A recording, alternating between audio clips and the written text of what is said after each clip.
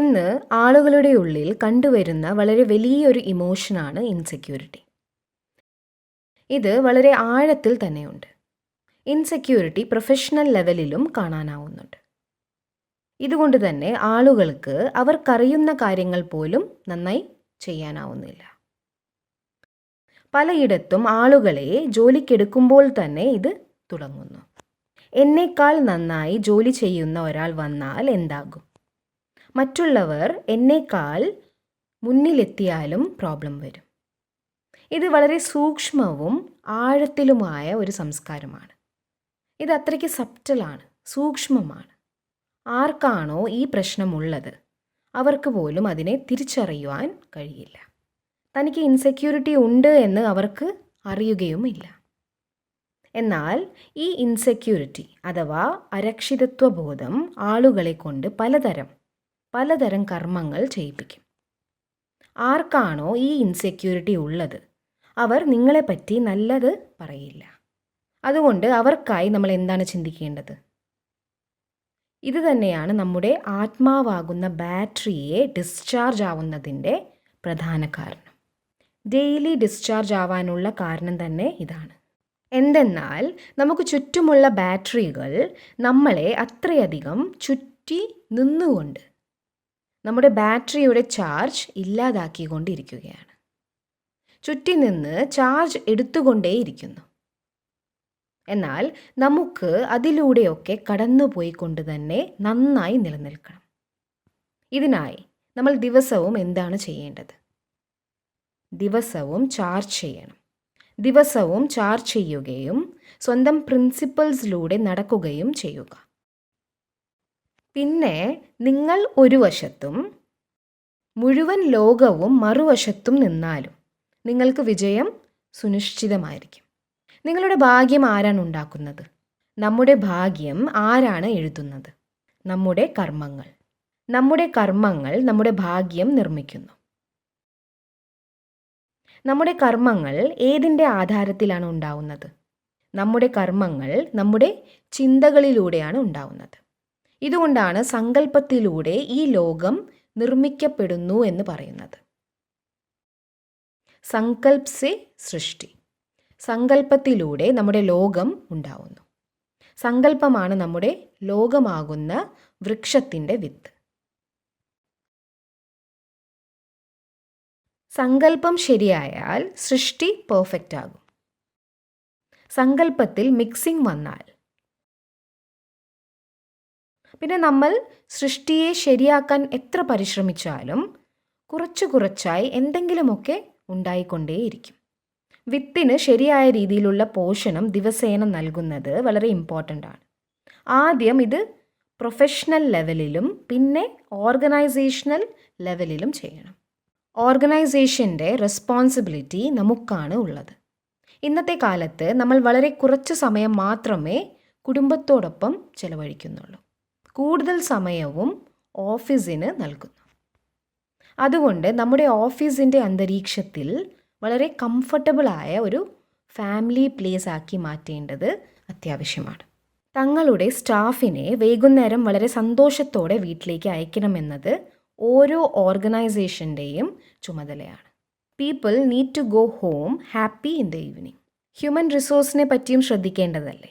നമ്മൾ ഓർഗനൈസേഷൻ്റെ ലീഡർ ആകുമ്പോൾ സ്വന്തം ആളുകളെ ഹാപ്പിയായി വീട്ടിലേക്ക് അയക്കേണ്ട കടമയും നമുക്കുണ്ട്, അല്ലേ?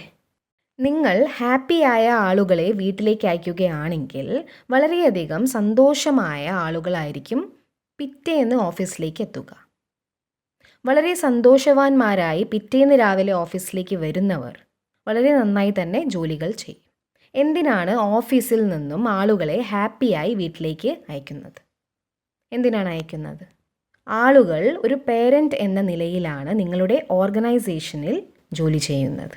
അവരെല്ലാവരും ഒന്നിച്ച് വൈകുന്നേരം വീട്ടിലേക്ക് മടങ്ങുന്നു.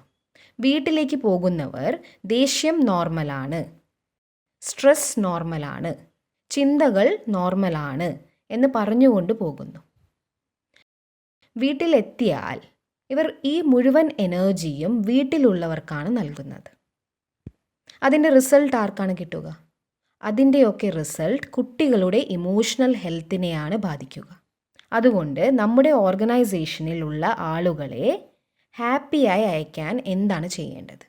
ഓരോരുത്തരും ഹാപ്പിയായി പോകണം.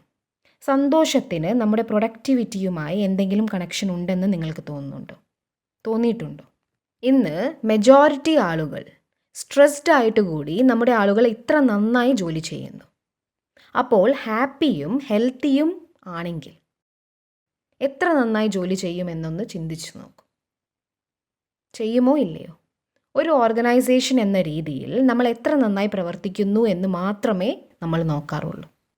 എന്നാൽ ഒരു കൂട്ടായ്മയായി ഈ ഓർഗനൈസേഷൻ എങ്ങനെയാണ് മുന്നോട്ട് പോകുന്നത് എന്നാണ് നമ്മൾ നോക്കേണ്ടത്.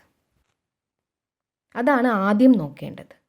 ഇതിലെ ആളുകൾ എത്ര ഹാപ്പിയും ഹെൽത്തിയുമാണോ എന്ന് നോക്കണം. നമ്മൾ അവരുടെ ഏതെല്ലാം കാര്യങ്ങൾ ശ്രദ്ധിക്കുന്നു എന്ന് നോക്കണം. കഴിഞ്ഞ വർഷം ഞങ്ങൾ കോർപ്പറേറ്റിനെ കുറിച്ച് ഒരു റിപ്പോർട്ട് ഉണ്ടാക്കിയിരുന്നു. റിപ്പോർട്ട് അനുസരിച്ച് ഇന്ത്യയിൽ കോർപ്പറേറ്റുകളിൽ ജോലി ചെയ്യുന്ന 48% ആളുകൾക്കും ഡിപ്രഷൻ ഉണ്ട് എന്നാണ് കണ്ടത്. ഡിപ്രഷൻ്റെ സിംറ്റംസ് ഉണ്ടായിട്ട് കൂടി ആളുകൾ ഇത്രയും നന്നായി ജോലി ചെയ്യുന്നു.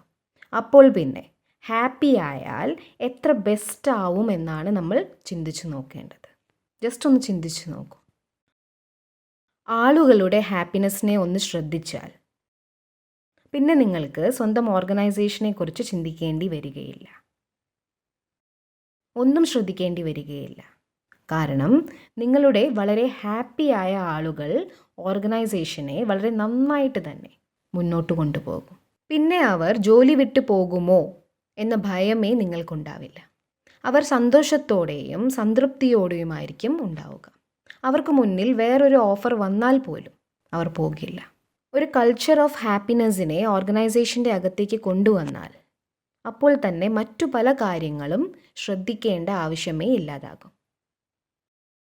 ഇതിനായി നമ്മൾ എന്താണ് ചെയ്യേണ്ടത്? എന്ത് ചെയ്യണം? നമ്മുടെ ആളുകളെ എങ്ങനെയാണ് ഹാപ്പിയാക്കാൻ പറ്റുക? അതിനായി എന്ത് ചെയ്യണം? അവരോട് താങ്ക്സ് പറയണം. അവരുടെ ആവശ്യങ്ങളെ നമ്മൾ മനസ്സിലാക്കണം.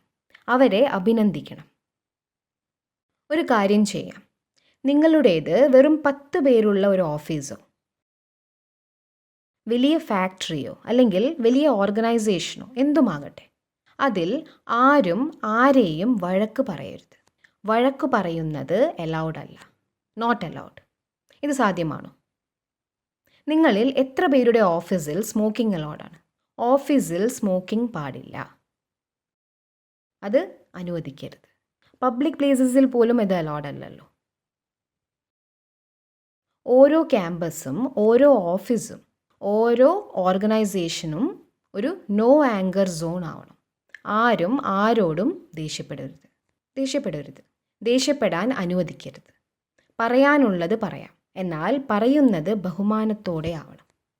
പറയുന്നത് മറ്റേ ആളുടെ ഡിഗ്നിറ്റി കീപ്പ് ചെയ്തുകൊണ്ടാവണം. നിങ്ങൾ സ്വന്തം ഓർഗനൈസേഷനിൽ നിന്ന് ദേഷ്യം എന്ന ഒരൊറ്റ കാര്യം പുറത്തു കളയുമ്പോൾ ഭയത്തിൻ്റെയും അപമാനത്തിൻ്റെയും വേദനയുടെയും നാണക്കേടിൻ്റെയും ഒക്കെ ഭാരം താനേ ഇല്ലാതാകുന്നു.